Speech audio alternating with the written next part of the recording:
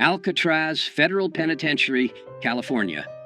In October 1959, Ellsworth "Bumpy" Johnson was in his 7th year of a 15-year sentence at Alcatraz Federal Penitentiary, the maximum security prison on an island in San Francisco Bay that housed America's most dangerous criminals. Johnson was 54 years old, serving time for federal narcotics conspiracy, one of approximately 260 inmates confined to The Rock, where escape was considered impossible and where violence simmered constantly beneath the surface of enforced routine and rigid discipline. Johnson had arrived at Alcatraz in June 1953, and by October 1959, he'd established himself as someone to be respected, a former Harlem crime boss who'd controlled millions of dollars in illegal gambling operations, who'd survived decades of gang wars, who carried himself with quiet dignity that commanded respect from other inmates regardless of their race or criminal background. Among black prisoners especially, Johnson was legendary, a man who'd built an empire in Harlem, who'd stood up to Italian mob families, who represented black power and black success in a world dominated by white criminal organizations.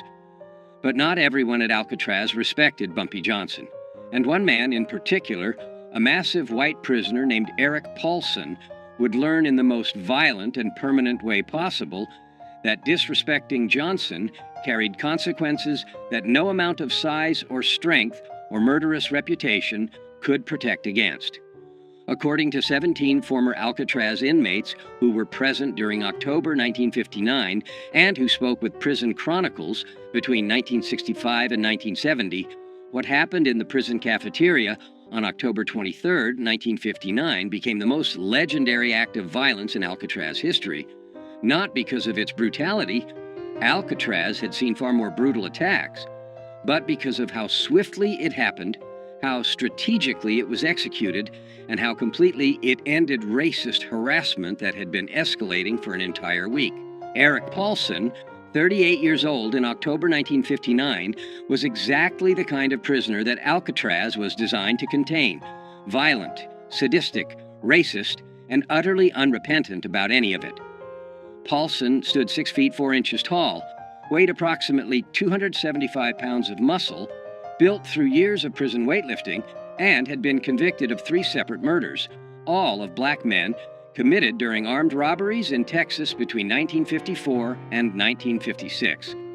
According to court records and prison files, Paulson had specifically targeted black victims because, in his own words during his trial, killing, racial slur, isn't really murder, it's pest control. He'd shown no remorse during sentencing, had laughed when the judge called him a racist monster, and had promised he'd kill more black people if he ever got out of prison. Alcatraz received Paulson in 1957 after he'd assaulted multiple black prisoners at other federal facilities, making him too dangerous to house in regular prisons. At Alcatraz, Paulson continued his pattern of racist violence and intimidation, but in a more calculated way that avoided the kind of obvious attacks that would land him in solitary confinement indefinitely. Paulson was smart about how he terrorized people, says Marcus Williams, a black inmate who served at Alcatraz from 1958 to 1964 and who witnessed the incident involving Johnson. Williams spoke with Prison Chronicles in 1968. He didn't just attack people openly where guards would see. He'd do little things that humiliated and intimidated, but that weren't technically violent enough to get him thrown in the hole. He'd take food off black prisoners' trays during meals. He'd bump into black prisoners in the shower or in the yard, making it look accidental, but doing it hard enough to hurt. He'd whisper racial slurs when guards weren't close enough to hear. He'd make it clear that he considered black prisoners to be beneath him, that he thought Alcatraz was too good for racial slur, that we should all be working in fields or cleaning toilets rather than housed with white criminals who'd committed real crimes. By October 1959, Paulson had been at Alcatraz for 2 years and had established himself as someone who intimidated most prisoners, not just black inmates, but even white inmates who didn't want to risk confrontation with someone that large and that violent. Guards tolerated Paulson's behavior to a degree because he was smart enough not to cross the line into attacks that would require serious punishment, and because some guards, though this was never officially acknowledged, shared Paulson's racist views and quietly approved of how he kept racial slur in their place. Paulson thought he was untouchable, Williams recalls. He'd killed 3 black men on the outside and felt no guilt about it. He was bigger and stronger than almost anyone at Alcatraz, and he'd been getting away with his intimidation tactics for 2 years without serious consequences. So, when Bumpy Johnson arrived in 1953 and established respect among other prisoners, Paulson saw that as a challenge. He saw this older black man. Bumpy was 54 in October 1959, while Paulson was only 38, getting respect from both black and white prisoners, and Paulson couldn't stand it. He couldn't stand seeing a racial slur being treated like he mattered. So Paulson decided he was going to humiliate Bumpy, break him down, show everyone that no racial slur was above being put in his place by a superior white man. The escalating confrontation between Eric Paulson and Bumpy Johnson began on Friday, October 16, 1959, during the lunch meal period in Alcatraz's main cafeteria. According to witnesses, Johnson was sitting at a table with 3 other black inmates, eating quietly, when Paulson walked past carrying his own tray. Without breaking stride, Paulson reached down and took Johnson's dessert, a small piece of apple pie that was part of the standard meal, and continued walking to his own table, where he sat down and ate the pie while staring at Johnson with obvious contempt. According to witnesses, Johnson looked at where his dessert had been, looked at Paulson eating it, and then returned to eating his own meal without any visible reaction. Everyone at Bumpy's table was ready to fight, Williams recalls. We were ready to stand up and confront Paulson for disrespecting Bumpy like that. But Bumpy just shook his head slightly, telling us to stay calm, and kept eating like nothing had happened. We didn't understand at first. We thought maybe Bumpy was afraid of Paulson because Paulson was so big. But later we understood. Bumpy was giving Paulson rope to hang himself. Bumpy was letting Paulson think he could get away with disrespect so that Paulson would keep escalating until he crossed the line where Bumpy could respond with overwhelming violence that would be justified as self-defense. The second incident occurred on Monday, October 19th in the communal shower area. Johnson was showering when Paulson entered, walked directly toward Johnson despite plenty of other shower stations being available, and shoved Johnson hard enough that Johnson slipped on the wet floor and had to catch himself against the wall to avoid falling. "That's my shower," racial slur, Paulson said loudly enough that everyone in the shower area heard clearly. "Find another one. This one's for white men only." According to witnesses, Johnson stood up slowly, water dripping from his body, and looked at Paulson for several seconds without speaking. Then Johnson simply moved to a different shower station and finished washing without saying anything or showing any anger. Again, everyone watching thought Bumpy was being weak, Williams says. Paulson had just physically assaulted him and used a racial slur, and Bumpy just walked away. But those of us who knew Bumpy from his reputation understood what he was doing. He was making Paulson confident. He was making Paulson think Bumpy was an easy target who could be pushed around, and that confidence would make Paulson careless. The third incident occurred on Wednesday, October 21st, during the outdoor recreation period, when inmates were allowed in the prison yard for 1 hour. Johnson was walking the perimeter of the yard with 2 other inmates when Paulson deliberately blocked their path. "Get out of my way, racial slur," Paulson said, standing directly in front of Johnson. "I walk straight. You walk around. That's how it works in here. White men walk straight. Racial slurs walk around." According to witnesses, Johnson looked at Paulson for a moment, then simply stepped off the path and walked around him without responding to the racial slur or the confrontation. Paulson laughed loudly and called after Johnson, "That's right, racial slur. You know your place. You keep walking around white men like a good racial slur should." By Wednesday evening, October 21st, everyone at Alcatraz was talking about the confrontations between Paulson and Johnson. Some inmates thought Johnson was showing weakness by not responding to Paulson's provocations. Others, particularly older inmates who understood prison politics better, suspected Johnson was planning something and was waiting for the right moment. "I talked to Bumpy Wednesday night in our cell block," Williams recalls. "I asked him why he wasn't standing up to Paulson, and Bumpy smiled slightly and said, 'I'm giving him enough rope to hang himself. Right now, if I attack him, guards will see it as me starting a fight and I'll go to solitary. But if I let him keep pushing, eventually he'll do something that crosses the line. And then I can respond in a way that guards will understand was justified. Be patient. This will resolve itself very soon." The final escalation occurred on Thursday, October 22nd, the day before the cafeteria incident that would become legendary. During the afternoon recreation period, Paulson approached a young black inmate named Robert Jackson, 23, who was sitting alone on a bench reading a book. "What are you reading, boy?" Paulson asked, snatching the book from Jackson's hands. "Are there pictures in it?"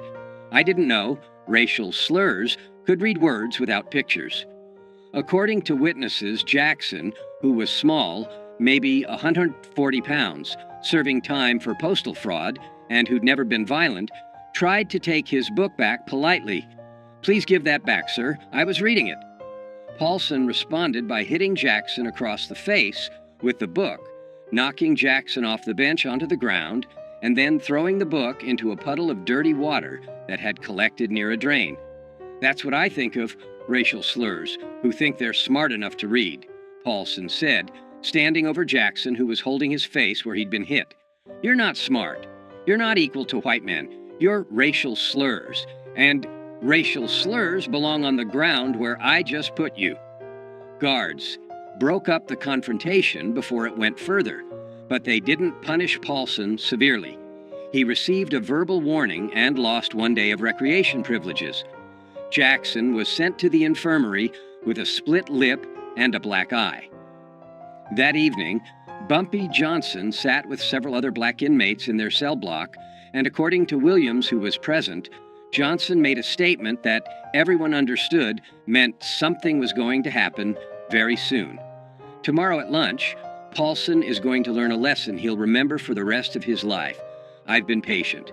I've let him think he can disrespect me without consequences. I've let him think that being big and violent makes him untouchable.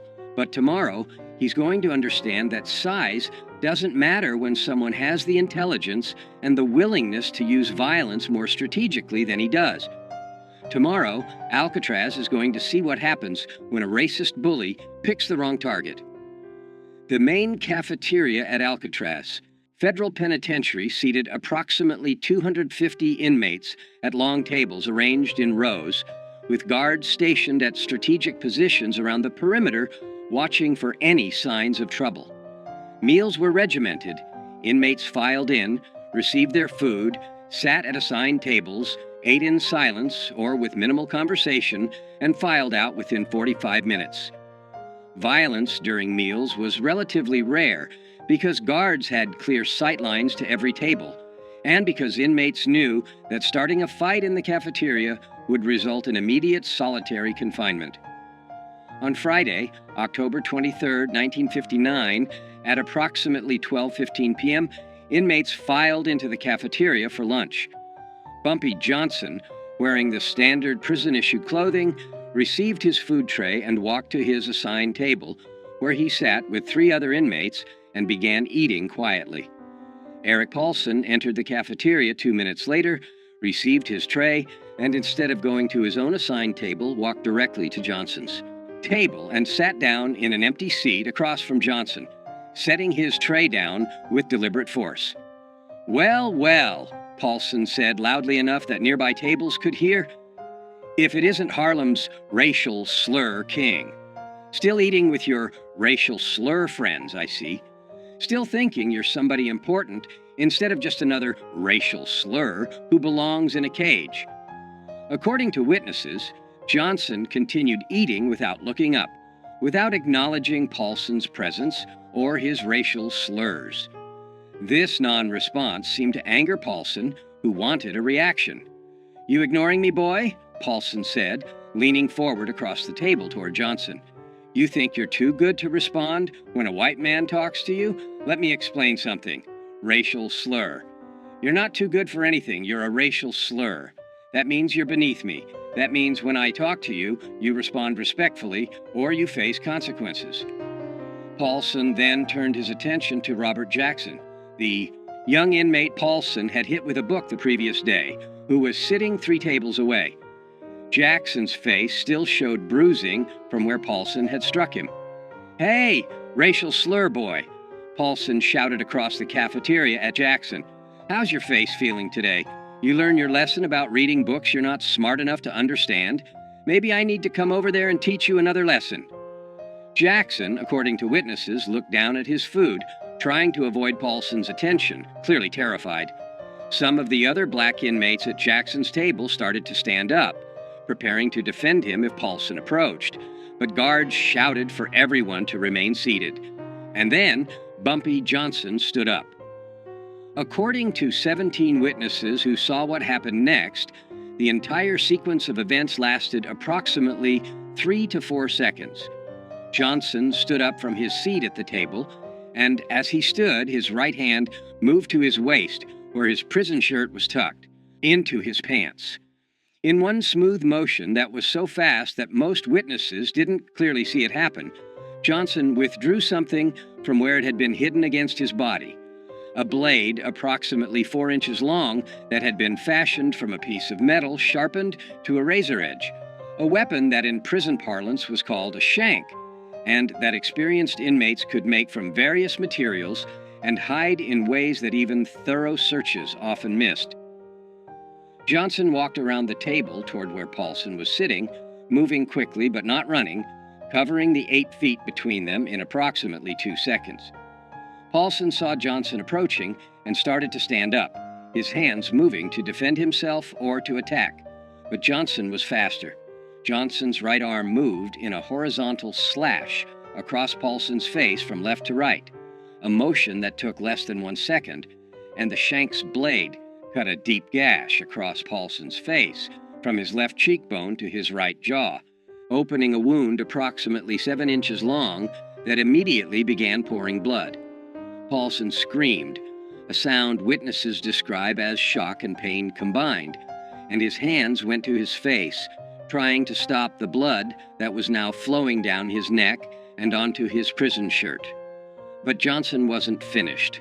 Before guards could react, before Paulson could defend himself, before anyone could intervene, Johnson's arm moved again, this time in an upward diagonal slash from lower right to upper left, and the blade cut another deep gash across Paulson's face, this one crossing the first wound at an angle and catching Paulson's right eye, slicing through the eyelid and into the eye itself. Paulson collapsed backwards, falling over the bench he'd been sitting on, landing on the cafeteria floor in a spreading pool of his own blood, screaming continuously now, his hands covering his ruined eye, blood streaming through his fingers. The entire cafeteria erupted in chaos. Guards rushed toward the scene, blowing whistles, shouting orders for everyone to get down on the floor. Inmates scattered or dove under tables. Within 15 seconds, 5 guards had surrounded Johnson with weapons drawn, while 2 other guards went to Paulson, who was writhing on the floor, blood pooling around him from the 2 facial wounds. Johnson dropped the blade on the floor, held his hands up to show he was no longer armed, and allowed guards to force him to the ground and handcuff him without resistance. But before guards could drag Johnson away, before they could get Paulson medical attention, Johnson said one sentence that every witness heard clearly, and that would be repeated in prisons across America for the next 50 years. "Touch that young brother again, call him one more racial slur, and next time you won't visit a doctor, you'll visit God." Eric Paulson survived the attack, but was permanently disfigured and partially blinded. The first slash across his face required 127 stitches and left a scar that ran from his left cheekbone to his right jaw, a mark that he would carry for the rest of his life. The second slash destroyed his right eye completely, requiring emergency surgery to remove what remained of the eyeball and leaving Paulson blind on his right side permanently. Paulson was transferred to the prison hospital, where he remained for 2 weeks, recovering from his injuries. According to medical staff who treated him, Paulson was a changed man after the attack, quiet, withdrawn, no longer aggressive or threatening. The physical damage was severe, but the psychological damage was perhaps worse. Paulson had believed himself to be untouchable because of his size and his violent reputation, and Johnson had destroyed that belief in 3 seconds. Paulson never threatened another black prisoner after that attack, says Williams. He'd learned what every bully eventually learns if they live long enough. Size and strength don't matter when someone has a weapon, and the willingness to use it without hesitation. Bumpy had shown Paulson, had shown everyone at Alcatraz, that being 275 pounds of muscle meant nothing against someone who understood violence at a deeper level, who could strike faster than you could defend, who could permanently damage you before you even realized you were in danger. Bumpy Johnson was immediately placed in solitary confinement, pending investigation.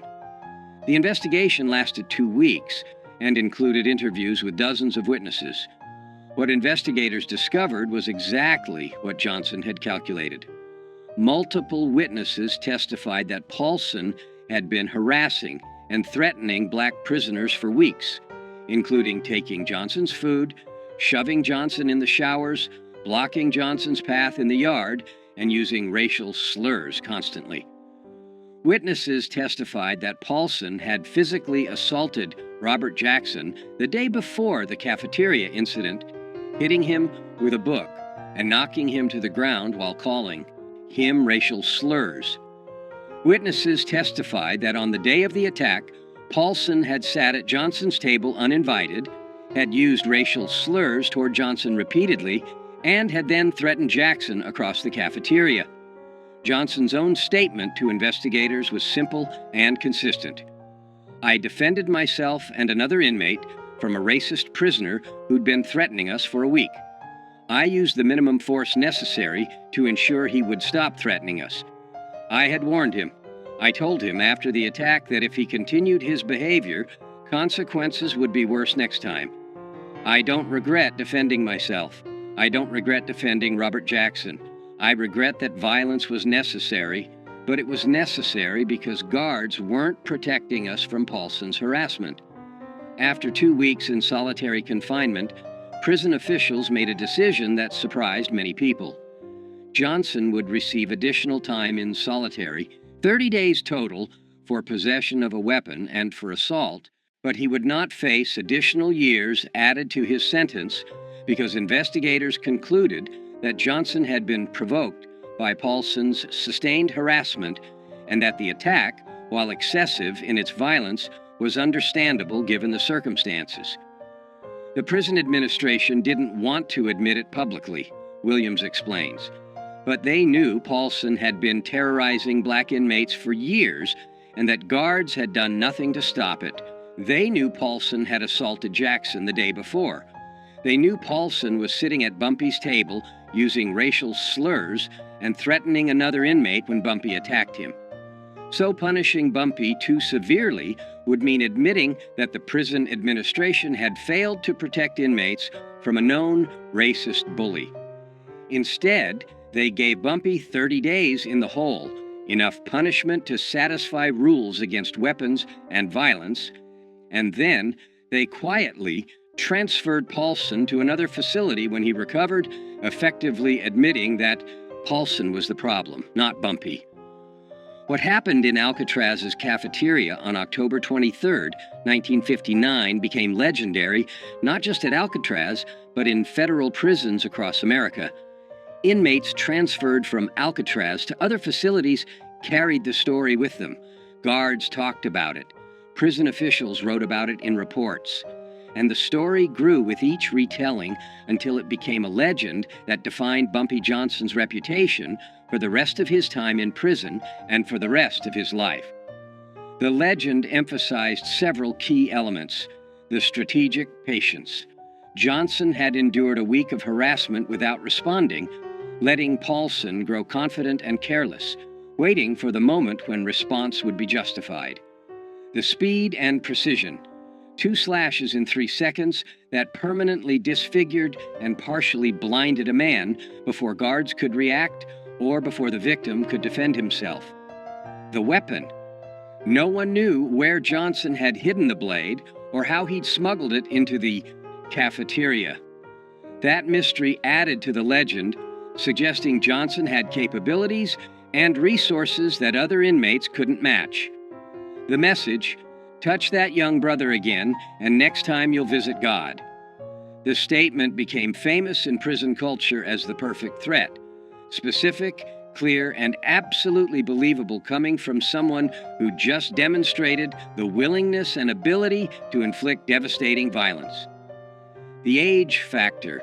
Johnson was 54 years old when he attacked Paulson, while Paulson was 38 and significantly larger physically.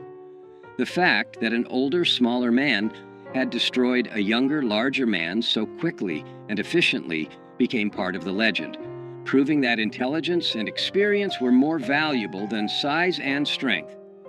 The legend of what Bumpy did to Paulson spread through every federal prison in America within a year, says Williams. Inmates in Atlanta and Leavenworth and Marion were talking about it. Black inmates especially saw it as justice. One, of their own, standing up to a racist bully and permanently ending that bullying in a way that guards never could or would. The story became inspiration. If you're being harassed by racists, if you're being threatened by people who think they're untouchable, remember what Bumpy Johnson did at Alcatraz. Be patient, be strategic, and when the moment is right, respond with overwhelming violence that ends the threat permanently. When Johnson was released from solitary confinement, after 30 days, he returned to general population and found that his reputation had changed completely. According to Williams and other inmates, white racist prisoners who'd previously felt comfortable using racial slurs around black inmates now kept their mouths shut when Johnson was present, understanding that crossing him could result in permanent disfigurement. Young black inmates treated Johnson with reverence, seeing him as someone who defended one of them against a racist bully when no one else would. Even guards showed more respect, understanding that Johnson wasn't just another inmate, but someone who could and would use strategic violence when necessary to protect himself and others. After the Paulson incident, nobody messed with Bumpy Johnson at Alcatraz, Williams says. Nobody took his food. Nobody pushed him in the showers. Nobody used racial slurs around him. The word had spread. Bumpy Johnson might be 54 years old, might look like an aging criminal who's past his prime, but he's more dangerous than men half his age because he's smarter, more patient, and willing to use violence with surgical precision when he needs to. That reputation protected Bumpy for his remaining 4 years at Alcatraz until his release in 1963. And it protected every black inmate at Alcatraz because racists understood that if they targeted black inmates, they might face retaliation from Bumpy, and nobody wanted that.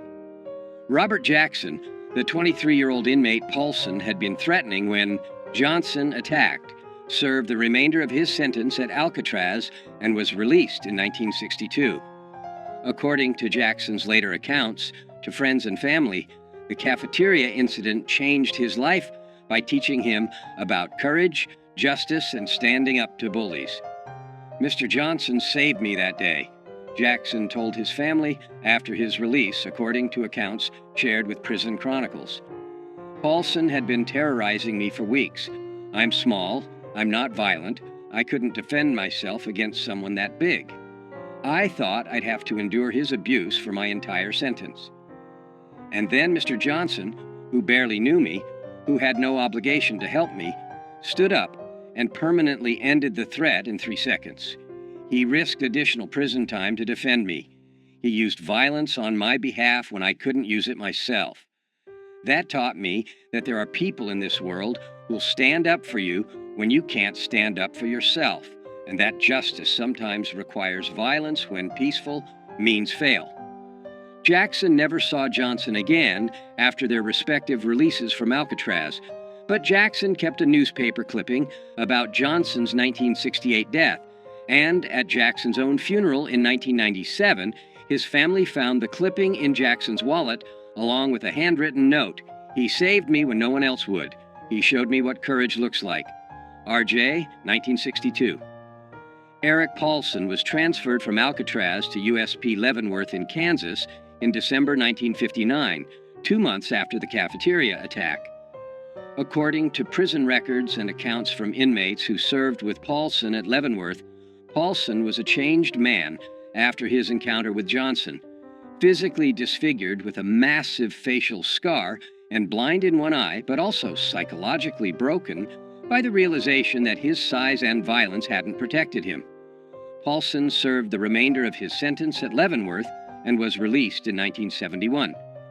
He returned to Texas, worked various manual labor jobs, and died in 1989 at age 68. According to people who knew him in Texas, Paulson rarely talked about his prison time, but when he did, he would touch the scar on his face, a mark that remained prominent even 30 years after Johnson had put it there, and say, "I learned the hard way that being big doesn't make you tough, and being tough doesn't make you smart. I thought I was the most dangerous man at Alcatraz. Turns out I wasn't even close." Bumpy Johnson was released from Alcatraz in November 1963 after serving 10 years of his 15-year sentence. He returned to Harlem, reclaimed control of his criminal empire, and lived until July 1968 when he died of a heart attack at age 62. But the story of what Johnson did to Eric Paulson in the Alcatraz cafeteria on October 23, 1959, outlived Johnson by decades. The story was told in prisons across America, was referenced in books about prison culture, was retold by former inmates who'd served at Alcatraz and who wanted to share the legend of how one man had ended racist harassment with 2 slashes of a blade and 1 perfect threat. That cafeteria attack defined Bumpy Johnson's reputation in ways that nothing else he did could match, says Marcus Williams, who remained friends with Johnson after both men were released from Alcatraz. Everyone knew Bumpy had been a successful criminal in Harlem. Everyone knew he'd survived gang wars and built an empire. But the Alcatraz incident showed something deeper. It showed that even at 54 years old, even after years in prison, Bumpy was still the most dangerous person in any room because he combined intelligence with absolute willingness to use strategic violence. That combination, patience, intelligence, and overwhelming violence applied at exactly the right moment, that's what made Bumpy legendary. Not the violence itself, but the strategic brilliance of how and when he used it. The phrase, "next time you'll visit God," Johnson's threat to Paulson after the attack, became one of the most quoted lines in prison culture, used by inmates across America as a way to warn potential enemies that escalation beyond a certain point would result in death rather than just injury. And the legend of the attack itself, 2 cuts across the face in 3 seconds, blood everywhere, a racist bully permanently disfigured and blinded, became a cautionary tale about what happens when bullies pick the wrong target, when racists assume that their size or their violence makes them untouchable, when prisoners forget that the quietest, oldest inmate might be the most dangerous person in the entire facility. That was October 23, 1959. That was the day Eric Paulson learned that Bumpy Johnson, at 54 years old, decades past his physical prime, was still capable of violence that would make a 275-pound triple murderer scream in terror. That was the slice that became legend, the attack that showed every prisoner in America that age doesn't diminish danger when intelligence and strategic thinking guide the violence. That was the 3 seconds that proved why you never, ever disrespect Bumpy Johnson. Because he'll give you enough rope to hang yourself, and then he'll cut you so fast and so precisely that you'll be bleeding before you realize you've been attacked, and you'll carry the scars of your mistake for the rest of your life.